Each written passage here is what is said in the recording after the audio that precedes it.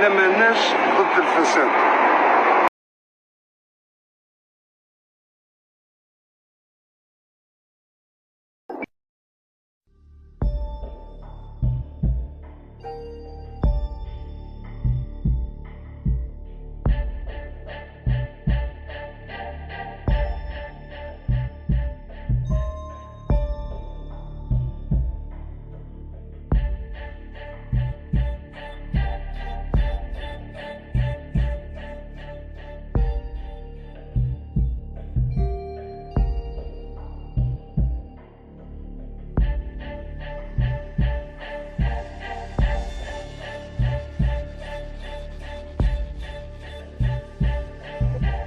فتنة أو فوضى أو ما يتعرف كاع حاجة، بصح لو كان واحد ما عنده حتى تبة لازم يخلي أي مواطن جزائري يزور بابو، يزور الشباب في 48 ولاية. هذه هي الرسالة تاعي، واللي عنده دليل اللي قدم لي قدام الوكيل الجمهورية ولا أي واحد، ما عندي حتى مشكل أنايا.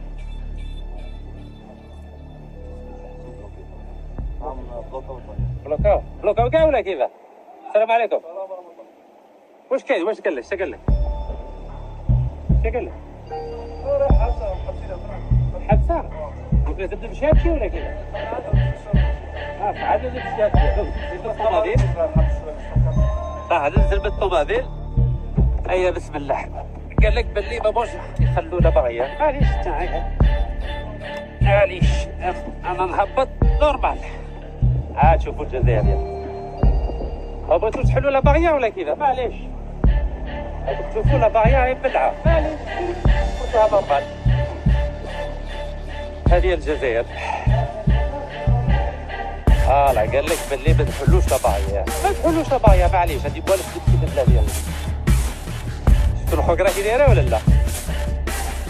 لا زدت بالطوموبيل قال لك باللي ما تخليش يفوت. علاه ما تخليش يفوت؟ واش يفوتوا هذا ياه؟ سي شويه يحيى، بغيتو تستعمروني في بلادي ولا كذا؟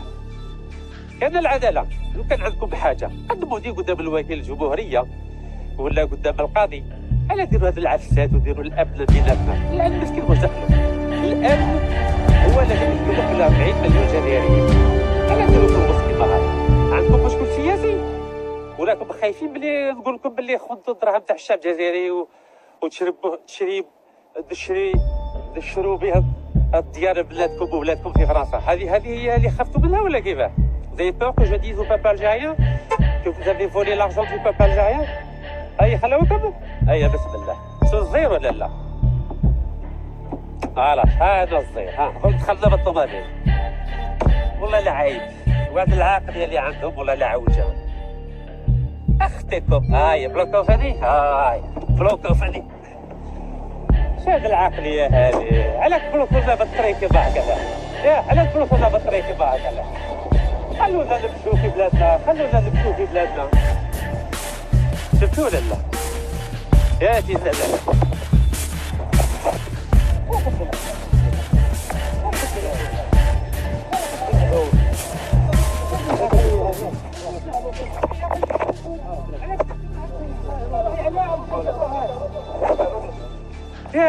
شو العقلية هذه؟ شو برك هذا بديروا ذا كيما هاك.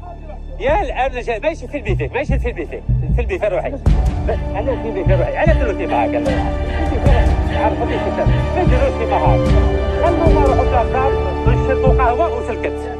هيا برك أنا ما ديرنا هاك. بلا باش شوفوا خلونا هذه الحرية 1.5 مليون ماتوا عليها الله يرحمهم. برك أنا خلونا بالعقل عليكم، بالعقل شويه. واحد في بلاده سبحانك يا الله. هذا الزيكزاك هذا راكم تشوفوا بعينيكم ولا لا؟ شو هذا الزيكزاك هذا؟ روك شاب يقال عذر. شو قال لك؟ زرع ولا لا؟ اجا خليك. والله لا تبقى حياه. الشاب جاي راكم تشوفوا بعينيكم. كل شيء راه اون ديريكت. والله ما فهمنا والو، ما فهمنا والو. ودية الامر في دار. يا سي سلام، يا سي ما تحشموش على روحكم. خلوا مواطنين جزائريين يمشوا في بلادهم. خلوا ذات تعيش هذه البلاد اللي ماتوا عليها مليون ونص شهيد الله يرحمهم. ما تحشموش على روحكم ولا لا، ولا عندكم دليل باللي راني دايرين الحاجه اللي مش مليحه قدموا ذا قدام الوكيل الجمهوريه قدام القاضي. انا كنت بهدلوا في روحكم ديما قدام العالم كامل قدام الشعب الجزائري. ما تخافوش على روحكم. وكنتم يقررون في وهران في بلاصتهم ما تشربوا قهوه معاهم. اين هو المشكل؟ فهم مواطن جزائري يشرب قهوه ما خوتوه هنايا في وهران. سبحان لك يا الله، والله ما فهمت والو معاكم. والله شنو هذا المشكل تاعكم هذا؟ واش رايك؟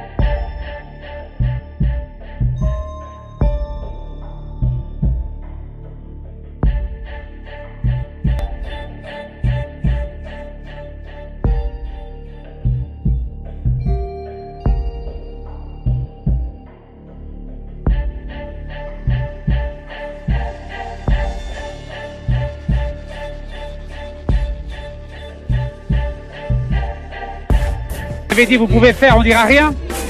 Non, c'est pas ça. Vous avez dit quoi? C'était plus comment? Donc vous vouliez pas que les islamistes arrivent au pouvoir, c'était ça? Non, mais on sentait que c'était trop l'inconnu. Donc vous ne vouliez pas que les guerre islamistes... civile possible? Non mais je vais résumer. Vous ne vouliez pas que les islamistes arrivent au pouvoir? Non. Non. On pensait que c'était contraire aux intérêts de la France. Contraire aux intérêts de la France. Ah, c'est intéressant. Et les intérêts de l'Algérie, c'était quoi? Pour ça, jugement يا الشيخ على بالك خشينا الحالة واش راك تقول اليوم على بالك؟ على بالك ولا لا؟ Mais aujourd'hui, je découvre la position de la France à l'époque. Non mais c'est intéressant pour l'histoire.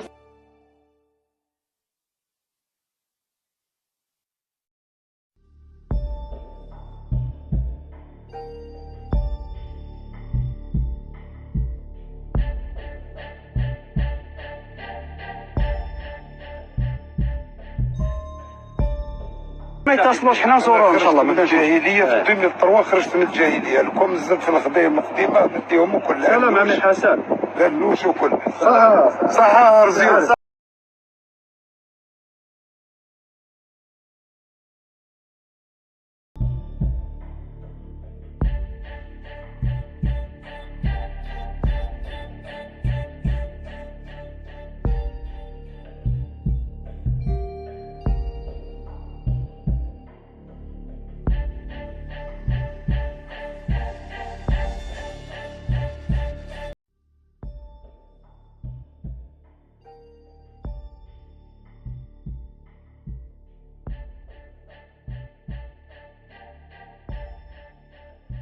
La création des milices par le pouvoir a constitué un tournant dans la tragédie algérienne.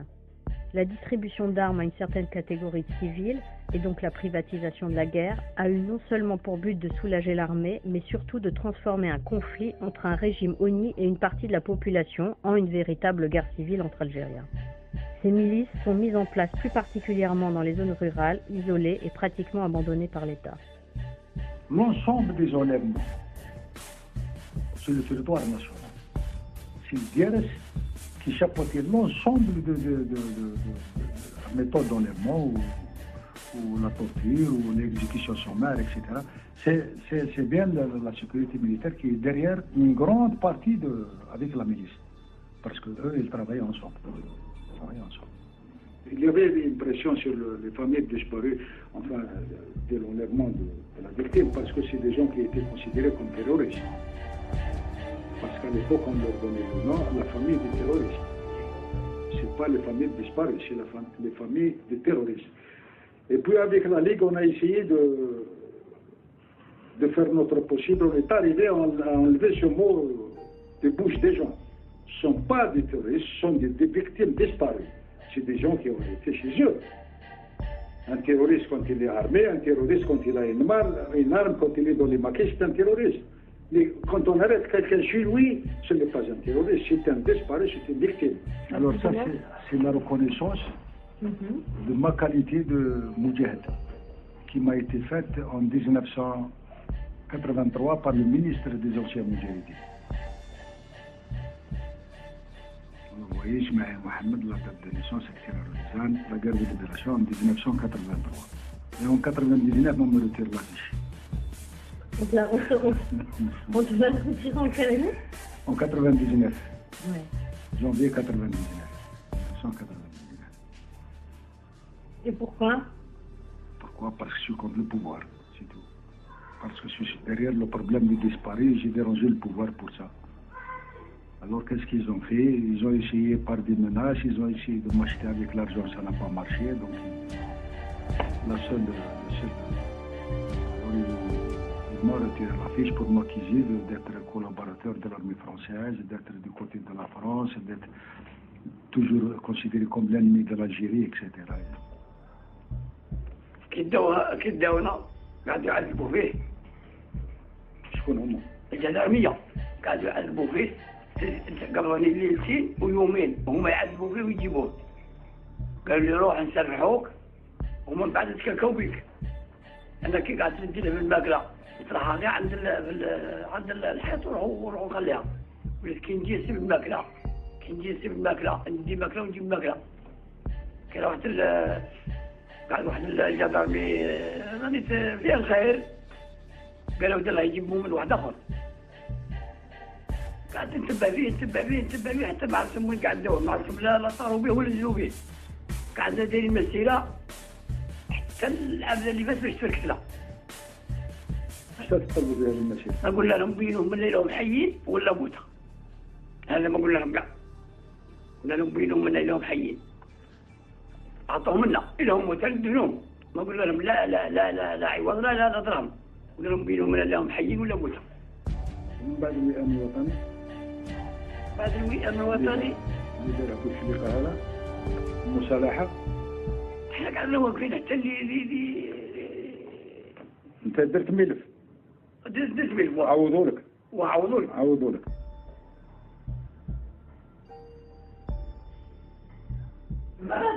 لا سيدي محمد في العيد ربي يخليك. انا في اللطو قلت له هاك ويبقى انا لا باكل شوفي. Il a rencontré le bonhomme qui était parmi le groupe qui a enlevé son père. Il le regardait hautement quoi, pour le provoquer. Il le regardait avec provocation. Il ne peut rien faire parce qu'il y a le problème de réconciliation qui a été imposé, le fameux article 45 et 46 de la charte, qui prévoit des sanctions contre toute personne qui accuse ou qui revendique ou qui part de la tragédie. Donc il ne pouvait rien faire. Et il connaissait, il rencontrait souvent l'assassin de son père.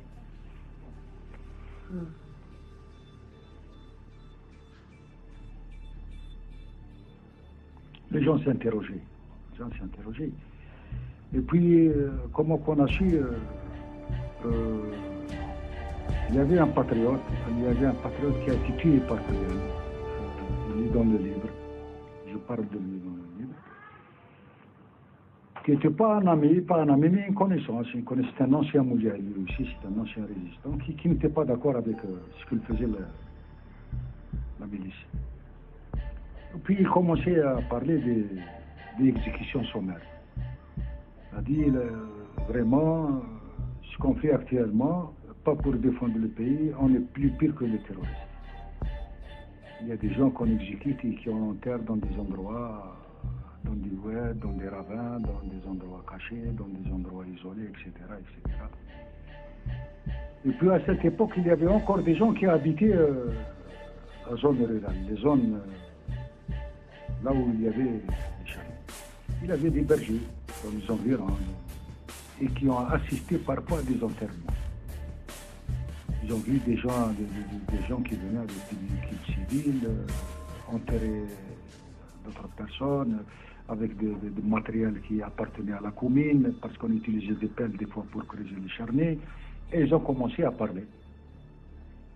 Ils avaient peur à l'époque, dans les années 96-97, les gens avaient peur de dire quoi que ce soit, ils ne faisaient pas confiance, ils ne pouvaient pas parler à n'importe qui.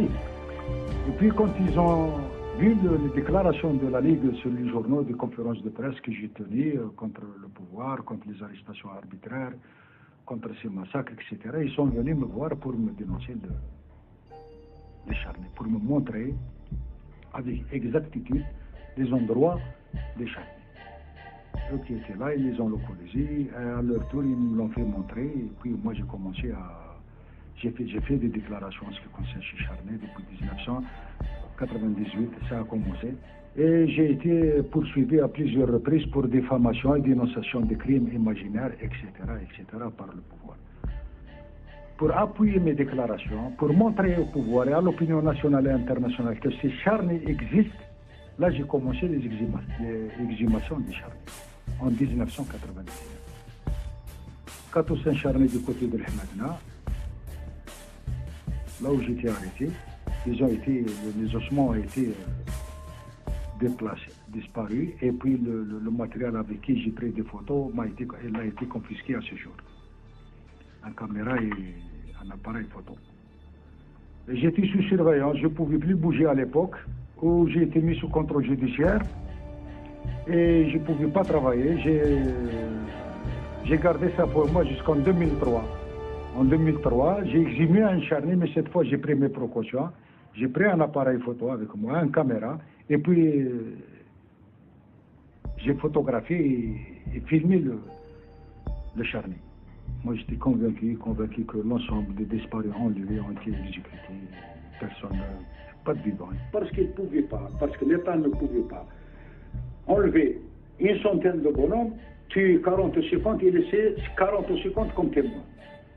Donc il fallait faire disparaître l'ensemble des disparus, ceux qui ont été enlevés arbitrairement, illégalement, dans nocturnes, etc. Il fallait les faire disparaître une fois pour toutes pour ne pas laisser la trace. C'est ça la vision de ces gens, mais ils se sont trompés. Alors là, je vais vous montrer un charnier qui a été exhumé par les services de sécurité. Ah oui, d'accord. Ouais, c'est un charnier qui a été exhumé par les services de sécurité. Le service de sécurité était tout à fait indépendant et libre de faire ce qu'ils voulaient. Et ils ont choisi cet endroit, comme tu vois, ils ont tracé des pistes comme ça, c'était uniquement pour des charniers, pour des déplacements des charniers.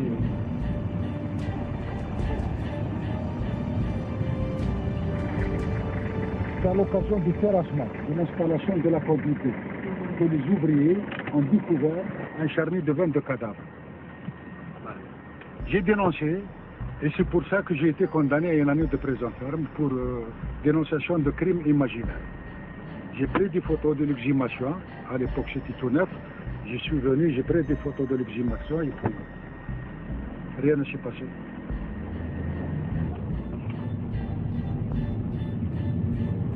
Dans l'ensemble, 90% des disparus de Relizane sont enterrés dans ces endroits. Il y a des charniers dans ces endroits qui étaient à l'époque zone interdite à la circulation et personne ne circulait de ce côté-là. Et qu'il avait toute une liberté, les militaires ou la milice, pour enterrer, faire de cette zone une zone de malheur. Zone de malheur. Alors pourquoi on parle? On dit qu'ils connaissent parfaitement les endroits pour mettre un terme à ce problème disparu, qui nous aide à localiser d'autres charniers qu'on ne connaît pas, exhumer les victimes, identifier les victimes et les remettre à la famille pour faire un deuil. C'est ce que demandent les familles, c'est tout.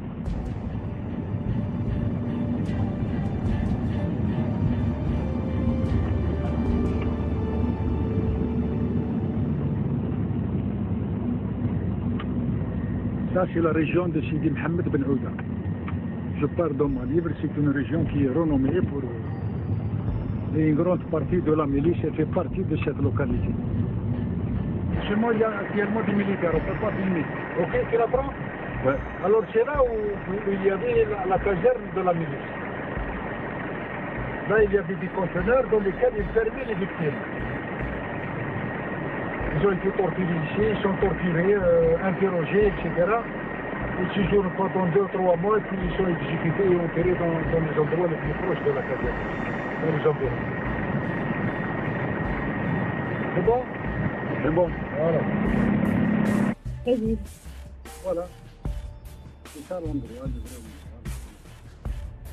C'est ici. Et tu prends le paysage en même temps. Et c'est ici qu'ils ont bougé qu'ils ont fait disparaître ensuite. Là on a trouvé parmi les cadavres celui de Saïdan Abd. On a pu identifier le cadavre de Saïdan Abd. parmi les ossements trouvés. Celui avec le survêtement. C'est le seul qui portait un survêtement. Et c'est grâce à ce survêtement que nous avons pu le connaître à travers la déclaration de sa famille. Ouais. Ok? Il y a d'autres ossements, mais ils étaient déshabillés, donc on ne pouvait pas faire grand-chose. Et puis il y avait un autre en bas, juste en bas.